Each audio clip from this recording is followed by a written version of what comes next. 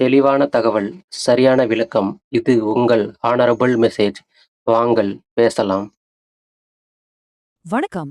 இந்த ஆழமான வரலாற்று அலசலுக்கு உங்கள அன்போடு வரவேற்கிறேன்.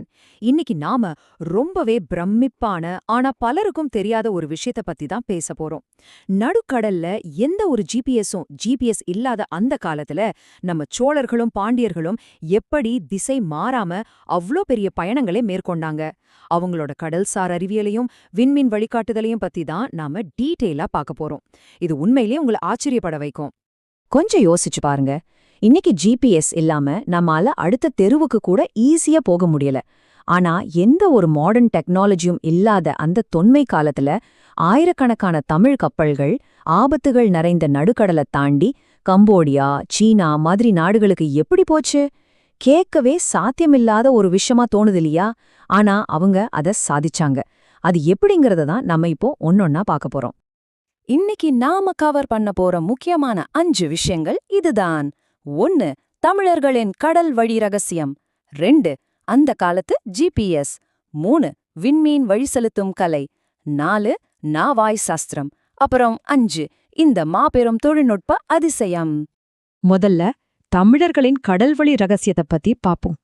ஆயிரக்கணக்கான கப்பல்கள் உண்மையிலே நடுக்கடல்ல திசை தெரியாம உலகமே முழிச்சிட்டு இருந்த அந்த காலத்திலே நம்ம சோழர்களும் பாண்டியர்களும் உலக வரைபடங்களை ரொம்ப துல்லியமா கணிச்சு வச்சிருந்தாங்க.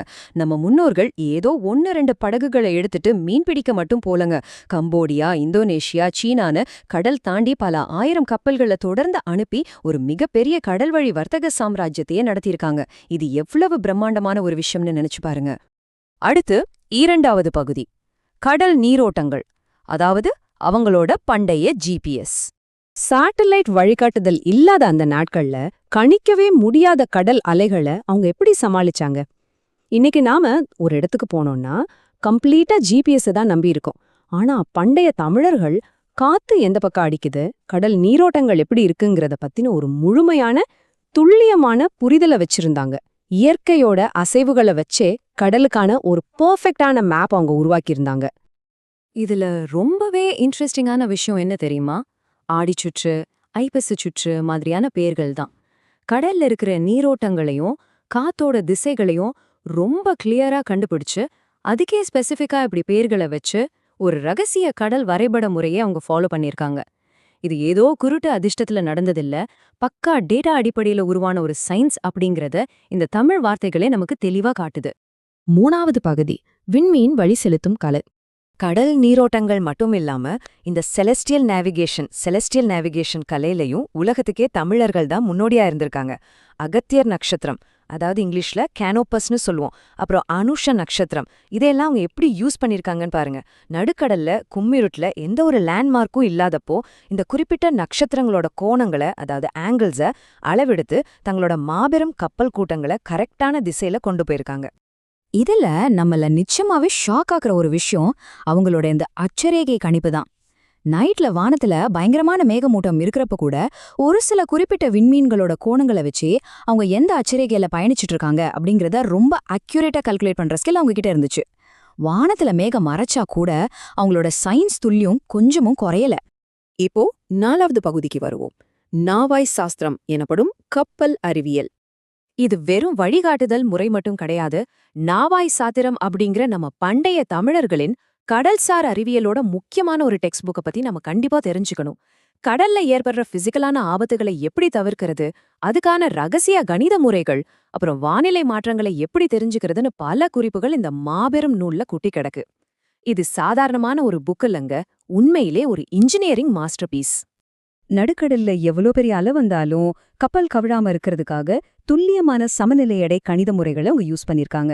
கப்பல்ல ஏற்ற பொருட்களோட எடையை கால்குலேட் பண்றது, ஈக்குலிபிரியம் மேத்ஸ் அப்ளை பண்றது, அதை வச்சு கப்பலோட பெர்ஃபெக்டான பேலன்ஸை மெயின்டைன் பண்றது, இந்த ஸ்டெப் பை ஸ்டெப் ஃபார்முலாக்கள் தான் அவங்களோட வெற்றிக்கு மிக முக்கிய காரணம்.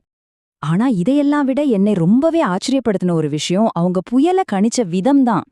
அவங்க எந்த விதமான ரேடாரையும் யூஸ் பண்ணல. அதுக்கு பதிலா கடல்வாழ் உயிரினங்களோட அசைவுகளை கவனிக்கிறது, மீன்களோட நடத்தையில வர மாற்றங்களை நோட் பண்றது மூலமா ஒரு பெரிய புயல் உருவாகிறதுக்கு முன்பாகவே அதை ரொம்ப அக்யூரேட்டா கண்டுபிடிச்சிருக்காங்க. பயாலஜியையும் வானிலையையும் மிக்ஸ் பண்ண ஒரு அமேசிங்கான ஏர்லி வார்னிங் சிஸ்டம் இது. ஃபைனலா பகுதி 5, ஒரு மாபெரும் தொழில்நுட்ப அதிசயம். இவ்ளோ நேரம் நம்ம பார்த்த இந்த தமிழ் அறிவியல் நுட்பங்களை உலக வரலாற்று பின்னடியோட கம்பேர் பண்ணி பார்த்தாதான் அதோட உண்மையான பிரம்மாண்டம் நமக்கு புரியும். ஐரோப்பியர்கள் பல நூற்றாண்டுகளுக்கு பிறகு நடுக்கடல்ல திசை தெரியாம தவிச்சிட்டு இருந்த அந்த காலகட்டத்தை கொஞ்சம் நினைச்சு பாருங்க. ஆனா அதுக்கும் பல 100 வருஷங்களுக்கு முன்னாடியே நம்ம தமிழர்கள் கடலோட ஒவ்வொரு அலையையும் தங்களோட விரல் நுனியில வச்சிருந்தாங்க. அவங்களோட இந்த ஆழ்கடல் ஆளுமை உலக சமுத்திரவியலையே ஒரு மிகப்பெரிய மைல்கல் அப்படிங்கறதுல எந்த சந்தேகமும் இல்ல. இறுதியா உங்களை சிந்திக்க வைக்கிற ஒரு கேள்வியோட இந்த அலசல நான் முடிக்கிறேன். உலக வரலாற்றுல இதுவரைக்கும் முழுமையா பேசப்படாத இப்படிப்பட்ட மாபெரும் தொழில்நுட்ப அதிசயங்களை போல நமது பண்டைய அறிவியல்ல இன்னும் எத்தனை ரகசியங்கள் வெளிவராம உறங்கிக்கிட்டு இருக்கோ? இந்த ஒரு சிந்தனையோட நாம விடைபெறலாம். இந்த தகவல்கள் உங்களுக்குள்ள ஒரு புது தேடல ஆரம்பிச்சு வைக்கும்னு நான் நம்புறேன். நன்றி. உங்கள் கருத்துக்களை கீழே பதிவிடுங்கள். மீண்டும் சந்திக்கலாம்.